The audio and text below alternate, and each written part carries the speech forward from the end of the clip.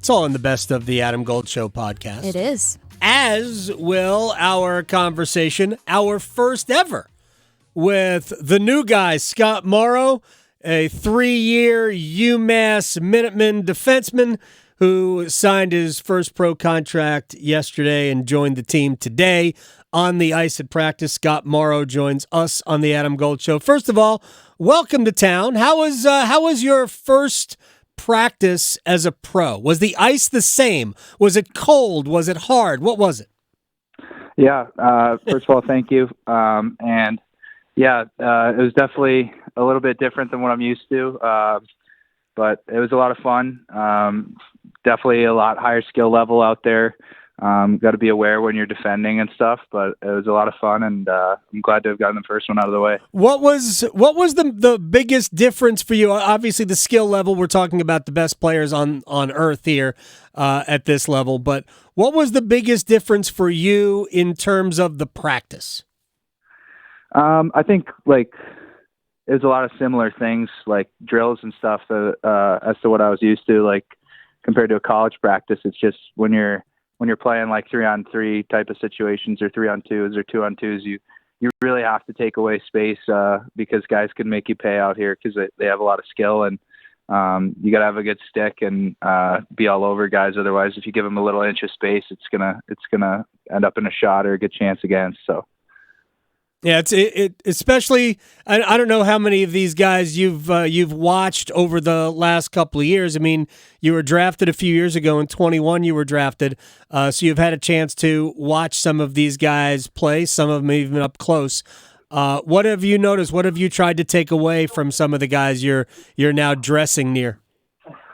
Yeah, just the patience with the puck that a lot of guys have is really special, and just ability to make plays quick, especially when you get like a puck on the wall that's a little bit sticky, and it's hard to make a play off of it. And sometimes like at lower levels, guys really take their time with those pucks. But here, guys make those plays really quickly, and the game moves really quickly, and you got to be ready to go without the puck because you could get a pass at any moment. So. What do you think you do better now? You've spent 3 years at UMass. What do you think you do better now than you did after your freshman year? I think my defending is the thing that improved the most during my time at school, and just being able to gap up on guys and be tighter to them without the puck. And I think physically I made a lot of progress, as far as like in the weight room and with my athleticism, just being able to, jump higher, push more weight, and that type of stuff translates to the ice. And I feel like I'm a stronger and better skater. So. Scott Morrow is joining us, newest Carolina Hurricane. If people are watching on YouTube, it actually says under Scott Morrow, newest Carolina Hurricane. And if you want to follow him on Twitter, at Scott23Morrow. So I assume that is that's your Twitter. It says Scott23Morrow, but why is your number 56? Well, 23 is taken, and yes. This was the number I had at development camp that I was just assigned, so they just kept me with it. All right. So have you determined whether or not in the future that would be it, or do you have designs on another number? Is it 23? I mean, you can negotiate these things, Scott. Yeah, well, Nate has it right now, but I don't think I don't know. I might not make a number change unless 23 ever becomes available. I don't know. I might just have to stick with 56 if I get off to a good start here. So I would point out that Brett Pesce started out as number 54. So, and he doesn't wear 54. It's routine. Happens all the time. Did you have a difficult decision to make after, especially it's only been about a week, right? Maybe less than a week since the double overtime loss to Denver. Was it a difficult decision for you, or were you at this point, I'm ready to go, and even though the loss might have been devastating at the time, but ultimately the decision was easy for you? Yeah, I think kind of the decision was, I knew already based on the conversations that I had with the organization prior to when my collegiate team made the playoffs, it was probably going to work out that I'd come. And I do think I was, I'm at the point where I feel physically ready, and I feel like, the things I took away from college, like I didn't have too much more to gain if I went back for my senior year instead of playing next year pro. So it was something that, we had those conversations early so that I knew like, hey, as soon as our season's over, like I'm on to being a professional. And I wanted to have that kind of thing out of that decision done with either way before my team made playoffs. So for the last little bit of my collegiate career there, I could just focus on the playoffs. Scott Morrow is joining us here on the Adam Gold Show. I am curious, is Amherst, like, are there streets named after Cale Makar? Are there statues everywhere? Did you hear enough Cale Makar stories? Are you fed up with it?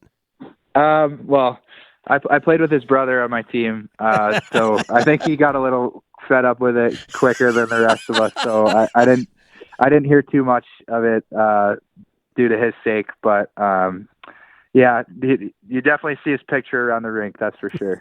Now, this is what I'm curious about, because when you went to UMass, we all knew where he came from, and people were starting to talk about you as a skater, and there were some comparisons. Did you hear that? What are your thoughts about following there when somebody like Cale Makar came out of there? Well, I don't think those comparisons are entirely fair. I'm trying to, just make my way into the league right now, and he's a superstar. Already one of the best defensemen to ever play. Yeah. So it'd be pretty cool if I could get to a level eventually as close to where he is now. So I don't want to get in the game of comparing myself to him, but certainly seeing a guy who I try to emulate in a lot of ways with just the style that I play, have that level of success at UMass. Definitely was one of the reasons that I had confidence going there. And I felt like I could play my kind of game there because I do try to do a lot of similar things to Cale on the ice. Scott Morrow is joining us here. I know a lot of Hurricanes fans just went, oh, yes, that's what we want. Somebody who does things like Cale Makar. Scott Morrow with us here. A couple of more quick things before we let you go. And the first is, have you tried to convince any of the veterans that they need a day off or two before the season is over so you can jump on the ice and play? No. That's not my call, I have to say. I just got to meeting everybody this morning, so I don't think we're there yet. But I mean, you look, I'm always looking out for my guy Brett. So Brett's, he's been around. He knows he might just need a day off. So I'm trying to help out all parties here. If you had to describe what your best trait is as a player, what would it be? I think probably the strongest area of my game is just being a good passer, and I take pride in trying to put every puck on the guy's tape that I'm passing to. Obviously, like coming to an entirely new team with the game at a different speed, it might take a week or two to really get back to the point where every single puck is like on the guy's tape right where they want it, just because I'm getting to know my new teammates and getting used to the speed of the game. But I think that's one of the biggest things I took pride in my game in the past, is just being able to, if I get a puck that doesn't put me in a great position, I can take that puck and give it to one of my teammates, and put them in a good position. So that's what I hope to bring to this team. All right, final thing for Scott Morrow, and I know there's not, it's not super crowded yet, but who is next to you in the locker room, or do they put you like in a closet or somewhere? Right next to Chatty and Tony D'Angelo on one side, and then Spencer Martin and Seth Jarvis on the other. So, oh my gosh. I got a nice spot in the corner, good view of the room. So I'm happy about it. You're in a good spot. Those are some of my favorite guys, by the way. Yeah. Be careful with Seth. You just never know with number 24. Scott Morrow, who for right now is wearing 56. I appreciate your time. Congratulations. Welcome to the big leagues, and we'll see you soon.